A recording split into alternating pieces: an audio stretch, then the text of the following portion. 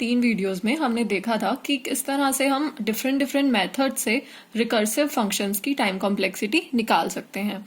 तो अब इस वीडियो में हम चेक करते हैं कि क्या हमें वो सब सही से समझ आ गया है। तो हमारी इस वीडियो के की पॉइंट्स हैं, पहले हम बैक सब्स्टिट्यूशन मेथड के एग्जांपल करेंगे, फिर रिकर्शन ट्री मेथड के, और फिर मास्टर थ्योरम के एग्जांपल। अगर आपने वो 3 वीडियोस नहीं देखी हैं तो मैं उनका डिस्क्रिप्शन में लिंक डाल दूंगी, प्लीज आप पहले उन्हें देख लेना और फिर आप इन एग्जाम्पल्स को खुद से ट्राई करना और फिर देखना कि आपने सही से सॉल्व किया है उन्हें या नहीं। तो लेट्स स्टार्ट। फर्स्ट एग्जाम्पल, मान लो हमसे पूछा, तो हमें दिया हुआ है कि हमें टाइम कॉम्प्लेक्सिटी निकालनी है एक फंक्शन की, रिकरेंस रिलेशन जिसका दिया हुआ है यूजिंग बैक सब्स्टिट्यूशन मेथड। तो लेट्स स्टार्ट। तो हमें पता है कि इसमें हम क्या करते हैं, इस इक्वेशन को सॉल्व करने के लिए पहले हम इसको मार्क कर लेते हैं। लेट्स, ये नंबर 1 इक्वेशन है। अब हमें इसमें सब्स्टिट्यूट करना है n is equals to n-1 in equation 1। तो क्या आएगा, tn is equals to n-1 plus tn-2। ये हमारी सेकेंड इक्वेशन आ गई। अब हम सब्स्टिट्यूट करेंगे n is equals to n-2 in equation 1। तो यहाँ पे अब n-2 रखेंगे तो क्या आएगा, tn is equals to n-2 plus tn-2 -1 n-3 हो जाएगा। और इसको हमने इक्वेशन 3 दे दिया। बस अब क्या करना है, हमें इन इक्वेशंस को इस इक्वेशन में पुट करना है। हमने ओके, n की जगह यहाँ n-1 आएगा और यहाँ पे n-2 आएगा। ओके, तो ये n-1 की वैल्यू को हमें यहाँ पे पुट करना है। तो पुट सब्स्टिट्यूट करना है हमें, सब्स्टिट्यूट इक्वेशन 2 इन इक्वेशन 1। तो क्या आ जाएगा, tn is equals to n plus tn-1 की जगह क्या रखेंगे हम, n-1 plus tn-2, n-1 plus tn-2। तो ये क्या बन जाएगा, 2n-1 प्लस tn-2। अब हम सब्स्टिट्यूट करेंगे इक्वेशन 3 को, इसको अगर हम इक्वेशन 4 मार्क कर दें तो हमें इक्वेशन 3 का जो tn-2 है उसे हमें इक्वेशन 4 में पुट करना है। Equation 3 in equation 4। तो क्या आ जाएगा, tn is equals to 2n-1 ही आएगा यहाँ पे, प्लस इसकी जगह पे n-2 प्लस tn-3। तो ये क्या बन गया हमारा, 3n-3 प्लस tn-3। अब यहाँ पे tn-3 है, इसकी जगह पे भी अगर हम इस इक्वेशन से tn-3 रखेंगे तो क्या आएगा, n-3 प्लस tn-4। तो वो भी हम सब्स्टिट्यूट यहाँ पे करें, अगर इसी तरह ये चलता रहेगा, 3n-3 प्लस tn-3 की जगह पे हम क्या लिख सकते हैं, n-3 प्लस tn-4। तो ये क्या आ गया, 4n-6 प्लस tn-4। तो अब आप एक यहाँ पे कॉमन चीज देख सकते हैं। यहाँ पे हमने जो tn की वैल्यू थी वो थी 2n-1 tn-2। फिर यहाँ पे tn की वैल्यू क्या हुई, 3n-3 प्लस tn-3, और फिर 4n-6 tn-4। तो इन तीनों इक्वेशन को अगर आप देखें तो हमारा एक जनरल फॉर्मेट फॉलो हो रहा है। इसी तरह हम चलते हुए अगर k स्टेप्स तक जाएंगे तो क्या हो जाएगा, ये 4 था, सेकंड स्टेप था, फिर थर्ड स्टेप था, फोर्थ स्टेप था, केथ स्टेप में क्या आ जाएगा, के एन माइनस, बट ये वाली जो वैल्यू है ये कोई भी कांस्टेंट आ रहा है, ये ऐसा कोई स्पेसिफिक नहीं है, तो यहाँ पे कोई भी कांस्टेंट आ सकता है, प्लस टी एन माइनस के। तो ये हमें एक फॉर्मेट पता लग गया, इस तरह से ये ग्रो कर रही है। और अब हमें क्या करना होता है, बेस कंडीशन पे पहुंचना होता है। बेस कंडीशन यहाँ पे क्या है कि जब n इज इक्वल्स टू 1 होगा तब हमें उसकी वैल्यू 1 मिलेगी। तो अब हमें बेस कंडीशन पे ही पहुंचना है।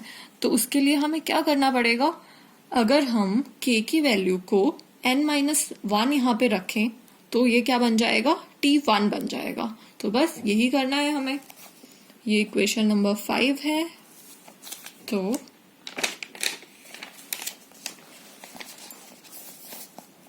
इक्वेशन नंबर जो पीछे 5 थी उसमें put n is equals to n-1 in equation 5।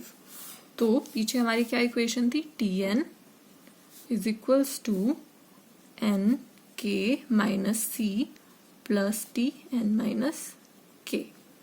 बस अब यहाँ पे पुट करें। अगर हम यहाँ पे k की जगह हम n-1 रखेंगे, तो k की जगह पे हम क्या रखेंगे, n-1 minus C plus T N minus K की जगह पे क्या रखेंगे, n-1, वो प्लस 1 हो जाएगा, n से n कैंसिल, t1 आ गया यहाँ पे, n-1 minus C plus t1, और इसकी वैल्यू क्या है, 1 है। तो बस n² minus n minus C plus 1। तो यहाँ पे लीडिंग टर्म है वो n² है। बस यही हमारी टाइम कॉम्प्लेक्सिटी है। तो इस टाइम कॉम्प्लेक्सिटी होगी big O n² method. So let's see next question. इसमें हमें मान लो दिया हुआ है कि हमें टाइम कॉम्प्लेक्सिटी फाइंड करनी है रिकरेंस रिलेशन की यूजिंग रिकर्शन ट्री मेथड। तो लेट्स सॉल्व। हमें पता है रिकर्शन ट्री बनाने में हमें जो ये सेकंड टर्म है वो रूट बनाना होता है और ये वाली टर्म्स को उसका चाइल्ड बनाना होता है। बस इसी तरह से हम करते रहेंगे। अब हम tn/2 की वैल्यू कैसे निकालेंगे, tn/2 अगर हम यहाँ पे पुट करें तो वो क्या आ जाता है, 2tn/4 प्लस c। बस इसी वैल्यू को हम पुट करेंगे तो यहाँ आ जाएगा c रूट और tn/4 और इधर इस वाले tn/2 की जगह पे भी अगर हम पुट करेंगे तो tn/4 और tn/4। बस इसी तरह से अब हम इस tn/4 की वैल्यू यहाँ से अगर निकालेंगे तो वो आएगी 2tn/8 प्लस c। ऐसे ही हमारा ये ट्री है, ग्रो करता रहेगा। हमें एक फॉर्मेट पता लग गया है cc, तो यहाँ पे tn/8 आएगा। इसी तरह से सब में tn/8 आता रहेगा। तो अगर आप देखें ये फर्स्ट लेवल है, इसमें क्या आई है, एक c आया है, 1c आया है, और इसमें देखें तो 2 बार c आया है, इसमें देखें तो 4 टाइम्स c आया है, और इसमें हर के नीचे 2-2 चाइल्ड होंगे तो 8 टाइम्स c आएगा जब हम इसको सॉल्व करेंगे। तो इसी तरह से हमें लास्ट तक जाना होगा।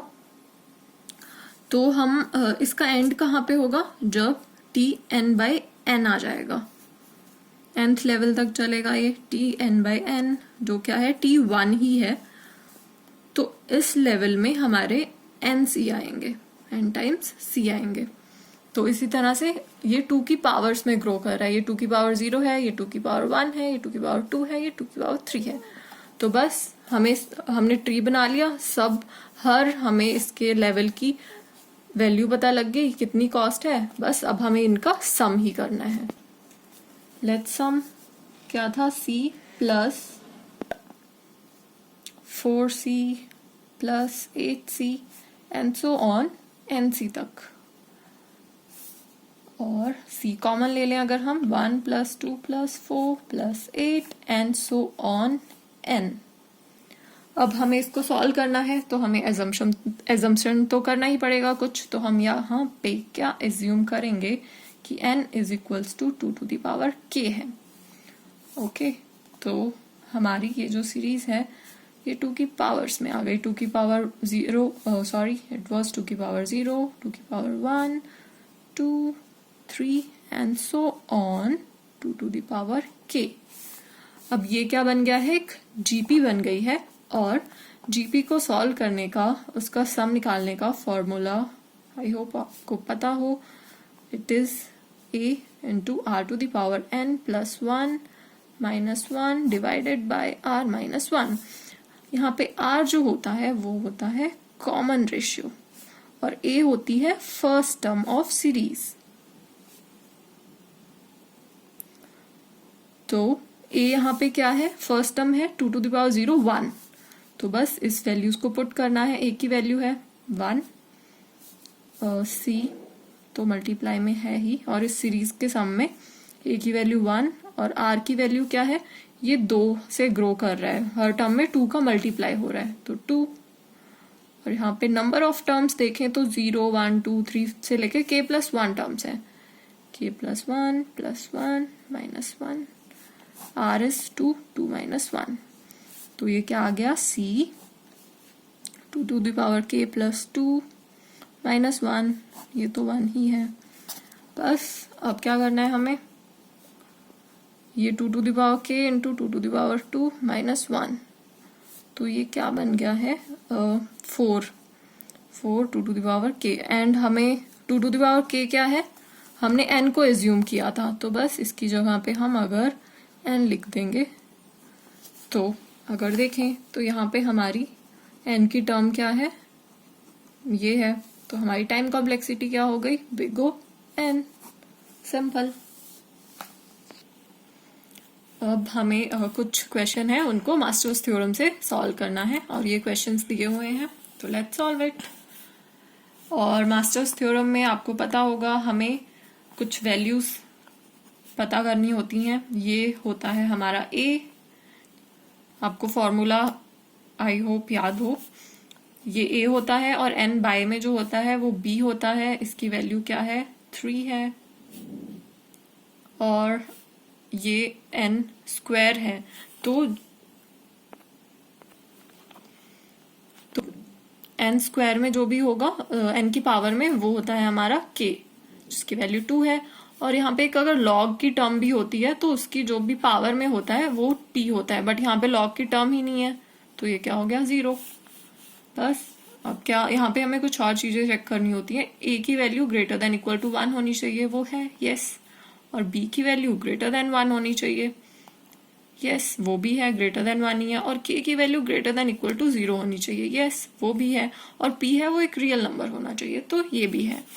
और अब हमें a और b to the power k में रिलेशन निकालना है। a की वैल्यू क्या है 7, और b to the power k क्या होगा 3 to the power 2 that is 9, तो यहाँ पे a की value less than b to the power k है, तो ये हमारी थर्ड केस में आती है, और हमें यहाँ पे p की वैल्यू भी देखनी होगी, वो यहाँ पे ग्रेटर देन इक्वल टू 0 है, तो ये थर्ड केस की फर्स्ट कंडीशन है, और उसका फॉर्मूला जो है, जैसा कि मैंने आपको बताया था, हर कंडीशन का फिक्स फॉर्मूला है, तो इसका फॉर्मूला है n to the power k log p n, बस n to the power k की वैल्यू क्या है 2, और log p क्या है यहाँ पे 0 n, तो ओवरऑल ये थीटा n स्क्वायर ही आ गई। अब लेट्स सी नेक्स्ट क्वेश्चन। तो नेक्स्ट क्वेश्चन ये दिया हुआ है हमें, अगर आप इसमें देखें तो यहाँ पे देखते ही हमें पता लग गया कि ये गलत है, क्योंकि जो मास्टर्स थ्योरम में रिकरेंस रिलेशन की टर्म होनी चाहिए वो उसमें यहाँ पे प्लस आता है, बट यहाँ पे माइनस है, तो we can't solve this using master's theorem. Okay, can't solve this using master's theorem.